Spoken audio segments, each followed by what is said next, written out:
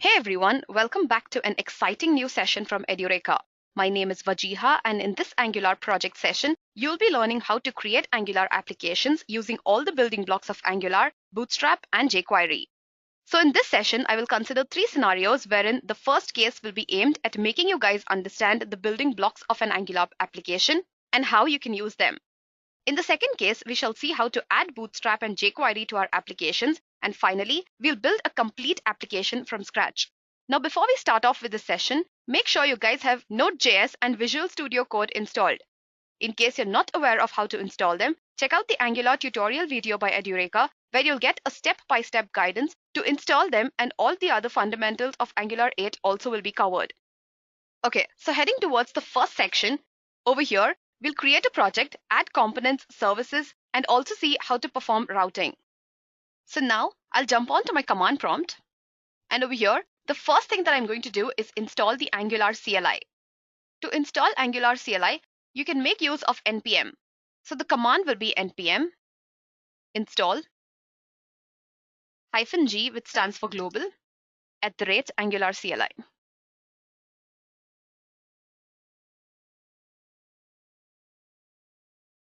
So to create a project, you can make use of the ng-new command.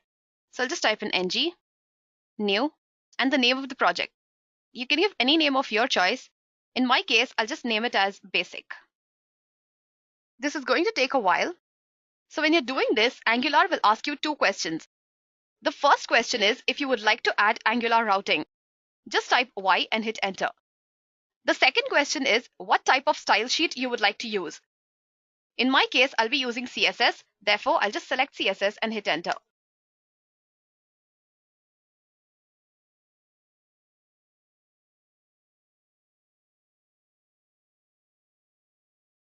Okay, so now our project is created. The project that is created will consist of many files and folders.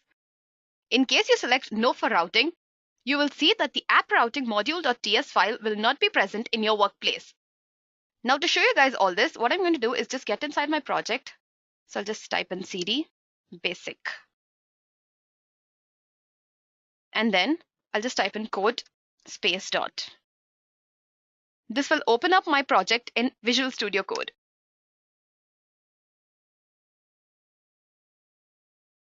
So as you can see over here, a project has been created with a number of files. The ng-new command creates an initial skeleton of the Angular application by default at the root level of the workplace. Along with that, it also creates end-to-end tests. Those tests are present within this E2E folder. Now when I try to run this project, you will see a default welcome page of Angular. So just to show that to you guys, what I'm going to do is jump onto my command prompt over here. And to run my server, I'll have to make use of the ng serve command. Now what I'm going to do is add an open extension to this. And this extension will open the development server on port number 4200. So I'll just type in -o, or you can also type in ~open. The ng serve command is used to serve the application through the development server on the local host.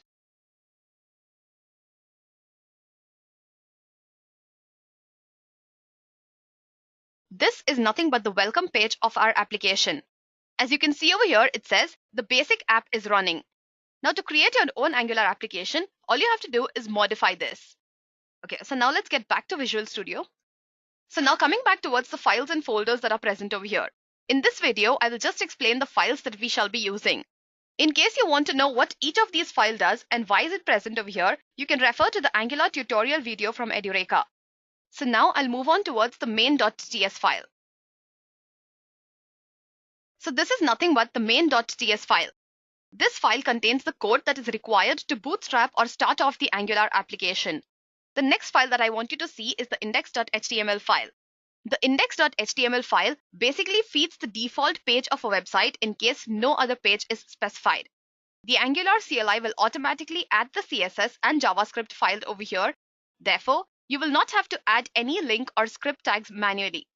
The folder that we're going to concentrate on is the app folder. The app folder is present within the source folder. And the first file that I want you guys to see over here is the app module.ts file. The app module.ts file defines a root module named the app module. This app module tells Angular how to assemble the application initially and declares a component called as the app component. As you add on more and more components to your application, all you have to do is come over here and declare it within the declarations array. Next up is the app component.ts file.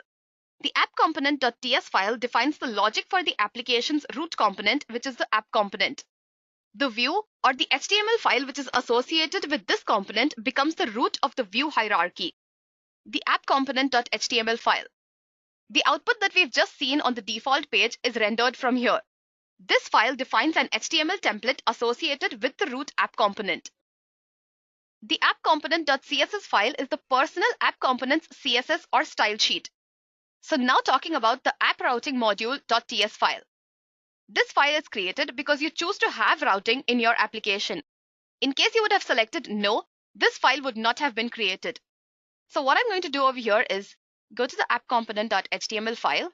I'll select everything from here except the last line, which is the route outlet. So I've cleared everything that's present over here. Now, just to show you guys that this app is working, I'll just take an h1 tag, and within this, I'll just write hello world. Now let's get back to our development server and see what happens. So as you can see over here, the default page no more exists. Rather, it's replaced by the hello world text that I have just typed in. Now let's get back to the app component.html file. And within this, I'll create a simple form. So you'll have to make use of the form tag. And within this, I'll just have name. And the input type will be text.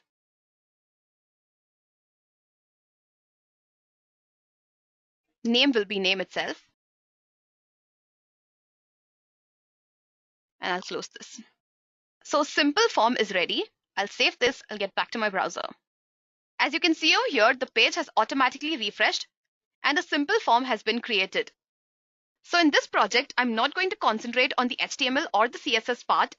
All I want you guys to get familiar is with the building blocks of Angular and how to add them in your project. Now, before we move on towards that, let me just tell you guys how an Angular application actually works. So for that, I'll just open this angular.json file. So the execution of an Angular application starts from the angular.json file. This file is used to define all the standards and paths for your Angular project. Also, the angular.json file specifies which main.ts file and index.html file has to be executed. Once this main.ts file is detected, it is compiled as it contains all the code that is required to bootstrap or start off the Angular application. From the main.ts file, Angular moves on towards the app module. From this main.ts file, Angular will move on towards the app module. The app module is present within the app module.ts file. This file consists of all the components that Angular needs to know in order to run your application, and these components are declared under the ng module decorator in the declarations array. From app module.ts file, it moves on towards the app component.ts file in order to look for the app component. This file specifies the selector and the template URLs. All the components of an Angular application are related to this root component. The index.html file contains the app root selector. So let me just open it. Okay, so as you can see, this is the app root selector for the app component.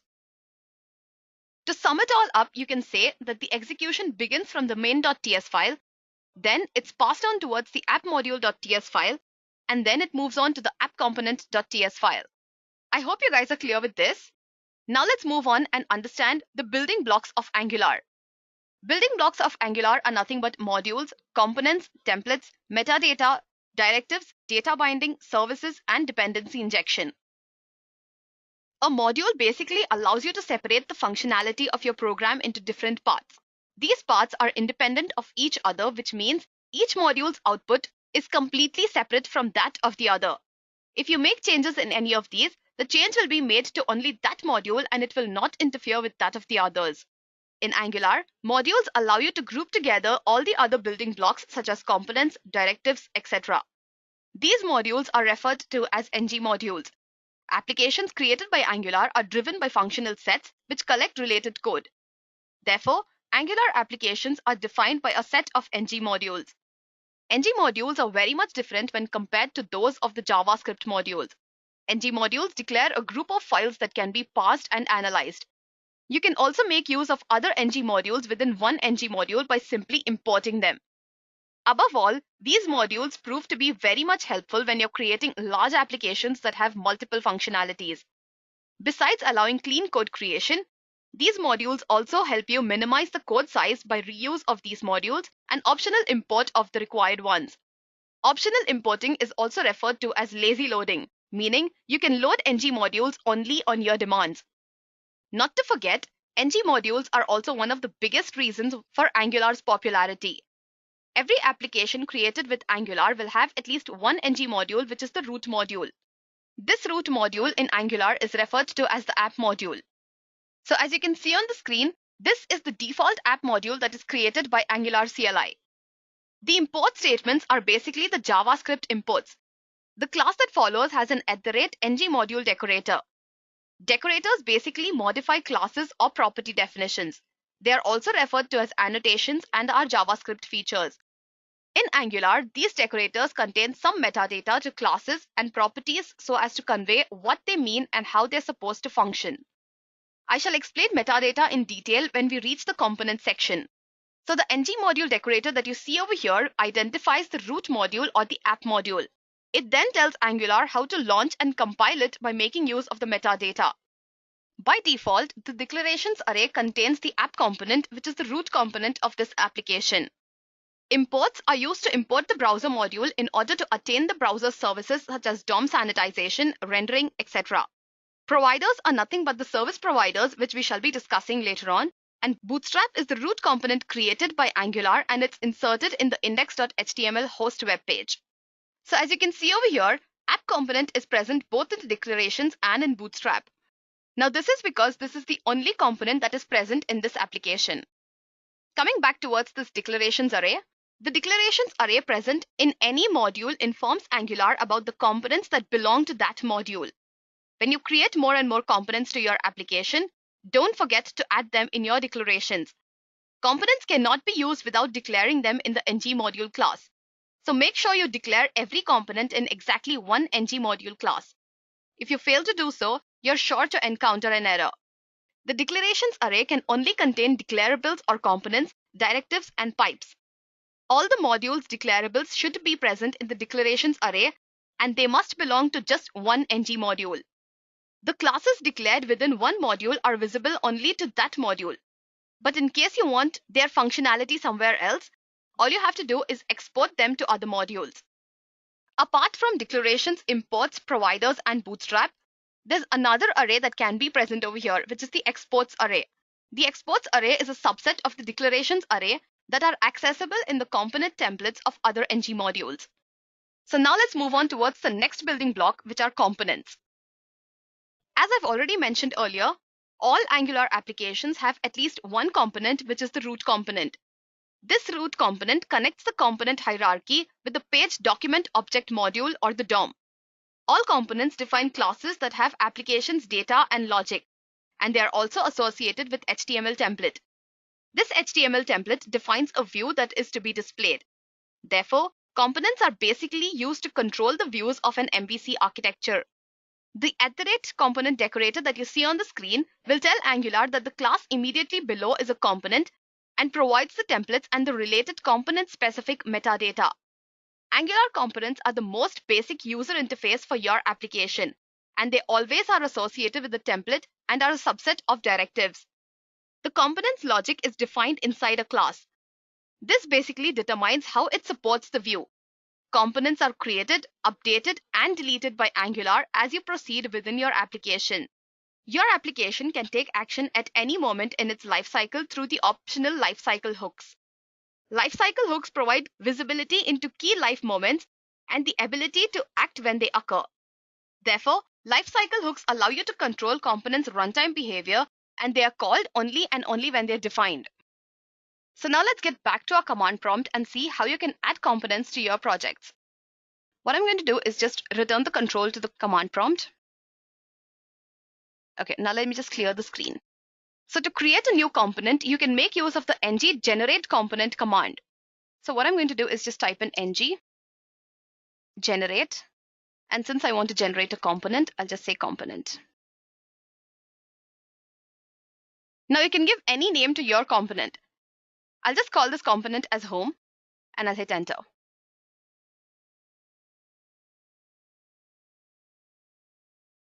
So as you can see over here, this has created a new component with 4 files. That is the component.ts file or the TypeScript file, the component.spec.ts file, which is used to perform end-to-end testing, the component.html file that will render the required HTML or the view for that page, and the component-specific CSS file. So now let's get back to our Visual Studio. And over here, you'll be able to see the component that you've just added. So I added a home component and it's just present over here. Now, once you've added a new component, you'll have to remember to get back and add it. So as you can see over here, the home component has already been added. Now, this is because I have added an extension, which is the auto import extension. In case even you want to insert this extension, all you have to do is go to these extensions over here and just type in auto import. So as you can see over here, the version that I'm using is 1.5.3. Once you add this, you will not have to manually come here and import the components that you add to your application. So now get back to app-component.html file and specify the component selector over here. In my case, the name of the component is home. So I'll just say app-home. And I'll save this. Now let's get back to our development server. I'll have to run the ngserve command again.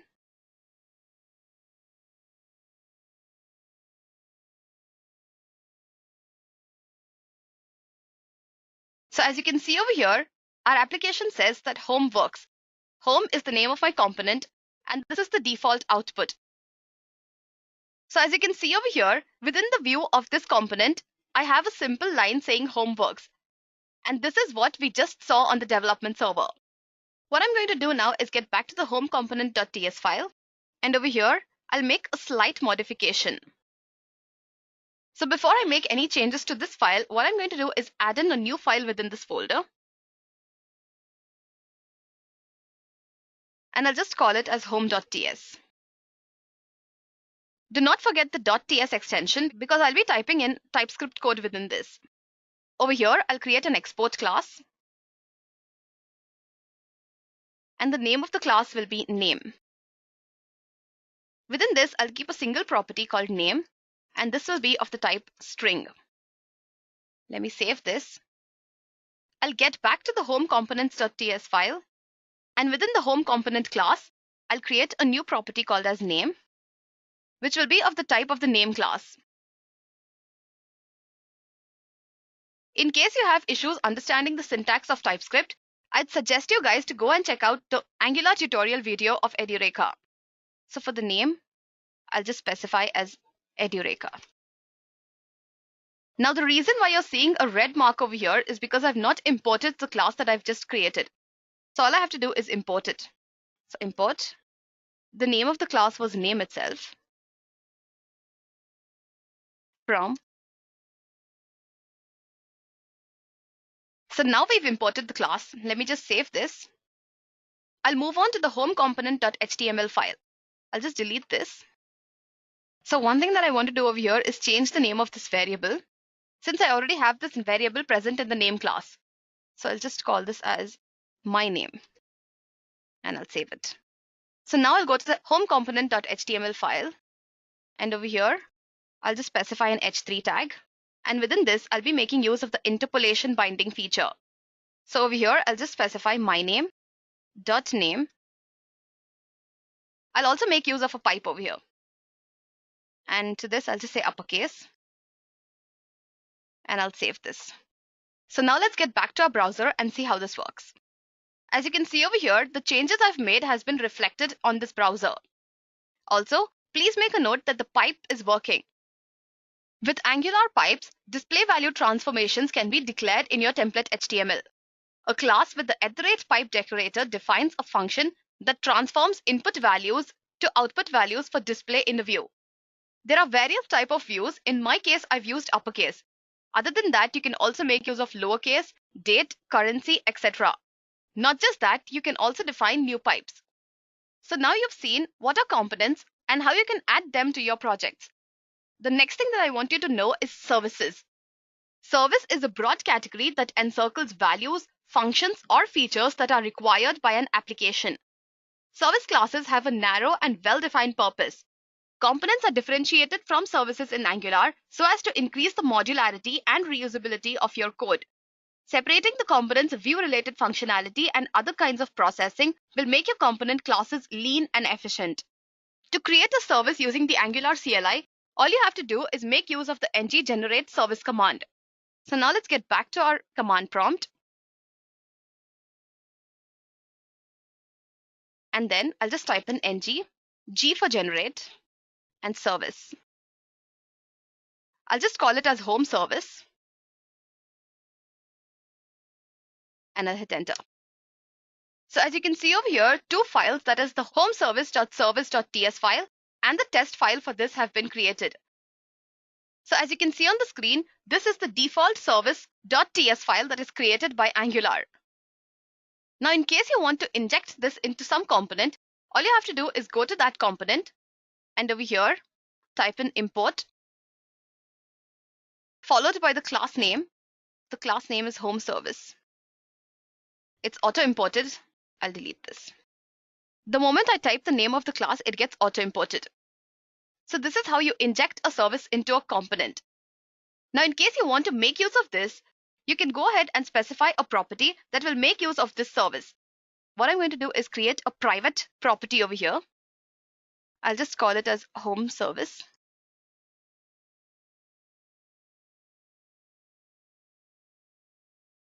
So as you can see over here, this property is going to make use of this class. I'm not going to get into the details of this. I just want you guys to understand how to embed and inject services. Next up, we'll be looking at routing. Routing helps you to display your application information in multiple pages. This can be done using Angular Router, which enables you to show different components and data depending on which part of the application the user is referring to.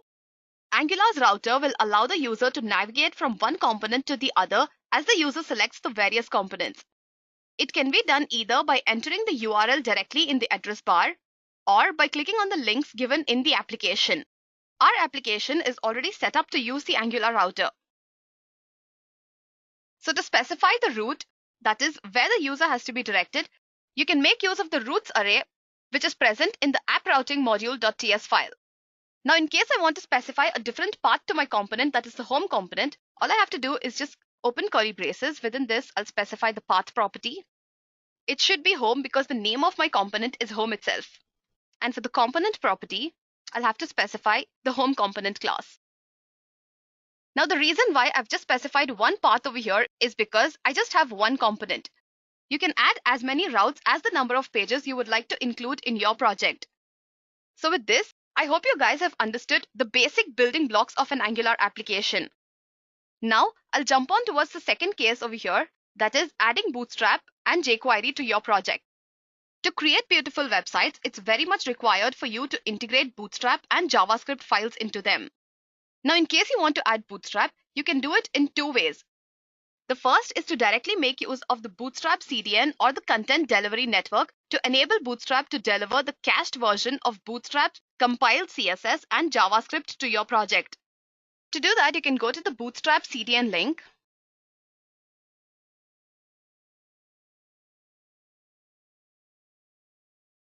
So just go to getbootstrap.com and then click on Getting Started. As you can see, you will have the Bootstrap CDN provided over here. Now, what I want you guys to do is include this bootstrap.min.css file. To include that, all you have to do is copy this link from here.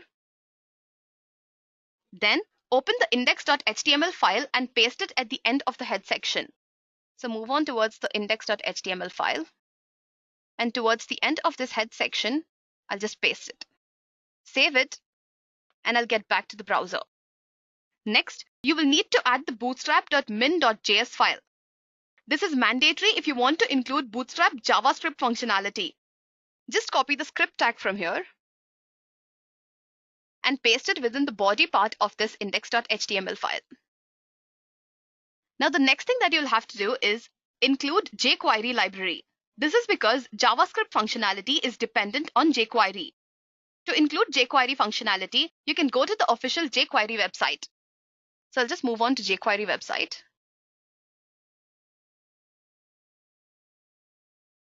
jQuery 3.x is the latest version, and over here I want the minified version, so I'll just click on minified. So as you can see, I have the corresponding script tag that is present. I'll just copy this. I'll get back to my index.html file, and I'll paste it just above the script tag of the bootstrap min.js file. So once that is done, I'll rerun my server. So I'll just run ngserve command again.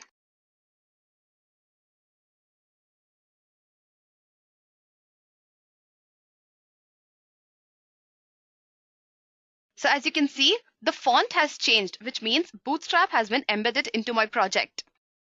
The second method is to install Bootstrap and jQuery. Now to install it, all you can do is get back to the command prompt. And over here, just type in the command npm install bootstrap jQuery --save. --save will save Bootstrap and jQuery to the package.json file.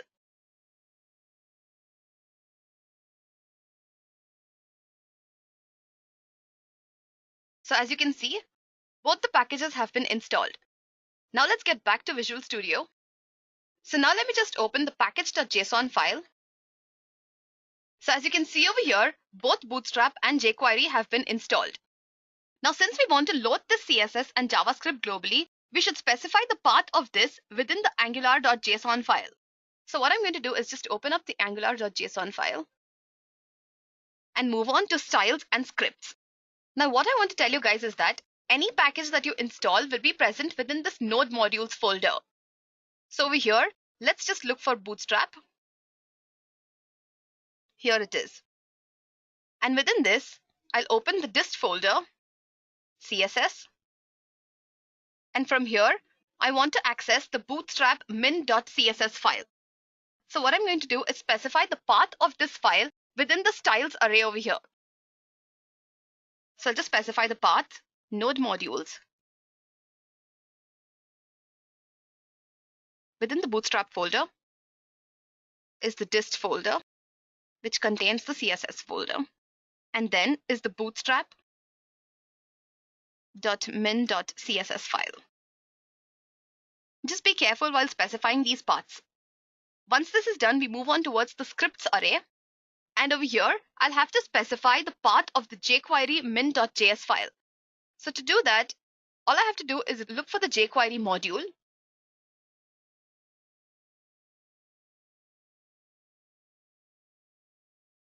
So here it is. Within this, the dist folder. And within the dist folder is the jQuery.min.js file. Okay, so all I have to do is include the path of this file within scripts. I'll just copy the previous one. This is jQuery. There is no CSS folder. And the name of the file is jQuery.min.js. I also have to include the bootstrap.min.js file over here. So I'll just specify a comma. I'll copy this line and I'll paste it. And instead of jQuery, it will be bootstrap. And instead of CSS this time, it's going to be the JavaScript folder or the JS folder.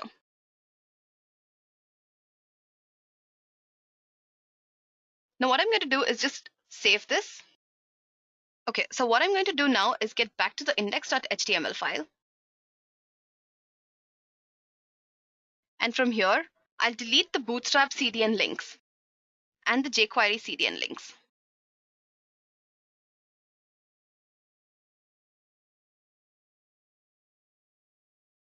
I'll save this and I'll get back to my development server. So as you can see, Bootstrap is still working and I have no errors. In case you guys want to be more clear, I'll just give you an example. And from here, I'll pick up a nav. I'll just copy this code. I'll get back to my project. So now I'll open the app component.html file. Just remove this. and I'll paste the code that I just took from Bootstrap. Let me save this and get back to my project. So as you can see over here, the nav bar that I just took from the Bootstrap official website is working. This means Bootstrap has successfully been installed. So now moving on towards the final section of this video, which is creating a complete Angular application using all the building blocks, Bootstrap and jQuery. So now let's get back to our project, and I'll just delete all this present from here. I'll open the service file that I've created, and over here, I'll just insert some dummy data for my project. So before I move on further, let me just show you guys the website that I've created. This is a sample Edureka Angular website, and over here, my home component or the home page consists of some of the top ranking Angular blogs and also a link to all the front-end development blogs from Edureka. I also have a header component that contains the home, student list, and the enroll components. Now, when I click on any of these components, I'll be redirected to a different page. This page contains a list of all the students who have enrolled for this course. When I click on show details, my page is going to display the details of that student. Also, I have a separate enroll component which will allow the user to enroll himself for this course. So let me just show you what happens when I enroll into this. So I'll just type in some ID. I'll say 102. And for the name, I'll just say student. student@xyz.com. Anything. And within the description, I'll just specify student details. Okay, now I'll click on this enroll button that is present over here, and I'll get back to the student list component. So as you can see, the student who has just enrolled is present within the student list. Now when I click on show details, I'll have the corresponding details of that student. So now let's get back to our Visual Studio and build this website. So I'll get back to Visual Studio, and over here, I'll open the service.ts file. I want this service to have some dummy data that I'll be able to show on my development server. So within this home service class, what I'm going to do is create an array of students. Since I already have some dummy data present, what I'm going to do is just copy that over here, and I'll save this. Now this service component will be used for all the other components present in my project. So what I'm going to do over here is create two functions. One which will display all the students that are present in my list, and the second that is going to help students enroll for the course. Let me just specify a public access specifier. In case you're not aware of any of these, you can still refer to the Angular tutorial video by Edureka. So public, the name of the method will be get, and I'll just call it students. Now this function is going to be of the array type, and this array is going to hold the IDs, names, description, and email. So that'll be ID. Sorry, I forgot to specify the curly braces. ID, name, description, and email. So within the body of this function, I'll just specify one return function, that is return this.students. This function will help me retrieve all the students that are present in my dummy data. Next up, I'll create another function, and the name of this function will be create student. Now, since I want the student to have ID, name, description, and an email ID, what I'm going to do is just specify students and the type of this, which is nothing but ID, name, description, and email. Within the body of this function, I'll just specify this dot students dot push. So now both my functions are ready. The next thing that I'm going to do is add on some more components to this project. So I'll get back to my command prompt, and over here I'll type in ng generate component, and the first component will be student list. The next component will be student create, and I will also have a header component.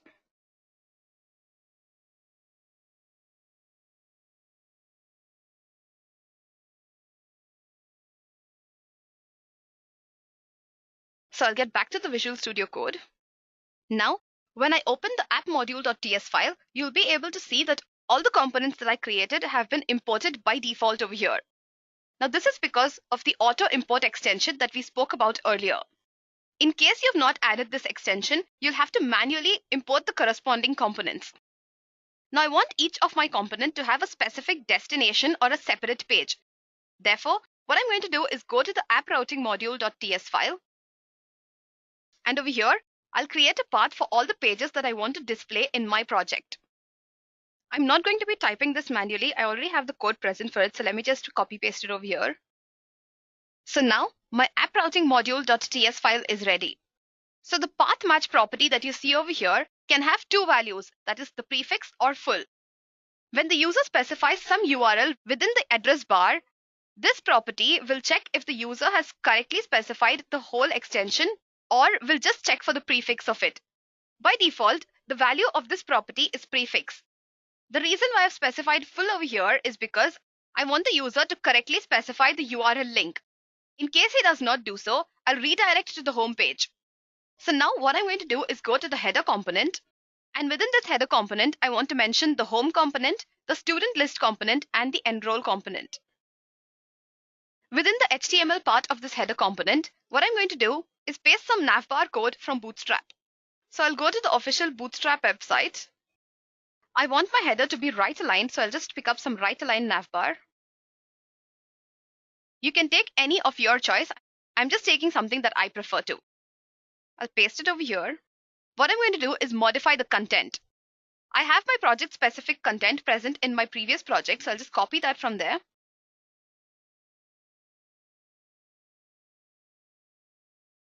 HTML part of the header component is ready. Now, in case the user clicks on home, he'll be redirected to the home page. If he clicks on student list, he will move on towards the student list component. And if he clicks on enroll, he'll move on towards the student create component. I'll just save this. Next, I'll have to move towards the app component.html file. Over here, I'll have to include the header.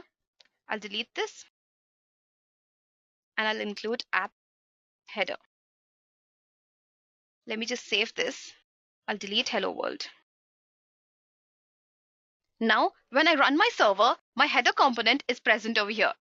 Okay, I see this Edureka from here. I'll just delete it. So that's present in the home component. So I'll go to the home component.html file. I'll delete this and I'll save it. So now, as you can see, the browser has refreshed and my header component has been displayed. Now within the home page, I'll create a Bootstrap Jumbotron or an area that is very important. So what I'm going to do is just copy the code that's present in my project. The next thing that I'm doing over here is modify the home component.html file. Since I have the code ready, I've just pasted it over here. So let me just explain to you guys what I've done over here. The first thing that I've done is included an image. Because of the first image tag, you're able to see this image present over here. The code that I've used for this is the responsive image code present in Bootstrap. The next thing that I've done is within a div tag, I have a class of Jumbotron. Jumbotrons basically mark areas that are very important. So as you can see over here, the gray area is nothing but the Jumbotron. Not just that, I also have some cards over here that are aligned next to each other. And within this, I've just specified a few blocks that are very important. Finally, I have this last Jumbotron, which contains a link to all the front-end web development blogs of Edureka. My homepage is ready. So my homepage is ready. Now I'll move on towards the next component, that is the student list component. Over here, I'll open the student list component.ts file. Within the student list component class, I'll create two variables, that is student and selected student. Then I'll be making use of the same service class that I've created, which is home service. So I'll just create a public parameter. I can give any name to the variable, but I'll just specify as home service.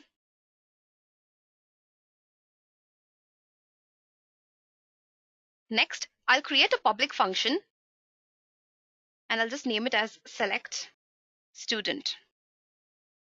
This is going to take student parameter This is going to take student as a parameter. And within this, I'll just return this dot selected student. And I'll insert it into the student property. Now I'll have to update the view of this component. So I'll open the student list component.html page, and I'll just copy paste the code that I've already written. So now I'll just come and refresh my browser. Looks like the header is missing. There it is. The header has moved towards the end of this page. That is because I've not specified the CSS for it. So I'll just get back to my project, and I'll go towards header component.css file. And one more thing that I have to do is move on towards the app component.html file. And instead of placing the header after the route outlet, I'll have to place it before that. So now let's get back to our development server. So as you can see, the header component is present where I want it to be. Now I'll just click on the student list. So as you can see over here, all the students have been retrieved. Now, in case I click on any of this, it will show me the details of that corresponding student. Now, two of our components are ready. The next thing that I'll have to do is manipulate this enroll component. I'll get back to Visual Studio Code. And over here, I'll open the student create component. So within this, I'll create an array called as student.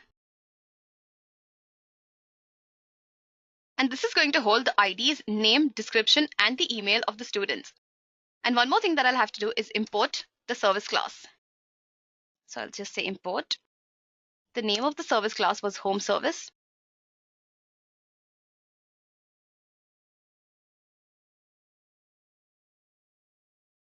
What I'm also going to do is create a student class that will allow me to display the created student in the student list. The student create component.ts class is ready. Next, I'll have to modify the views of this component. So I already have the code ready for this, so I'll just paste it over here. I've copy pasted the required code. I'll get back to my browser and I'll rerun my project.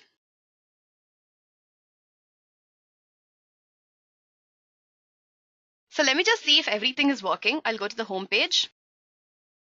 And over here, my homepage runs fine. I'll click on student list. So the student list component also works fine. And the student create component. So over here, let me just type in some details. I'll just give some random name.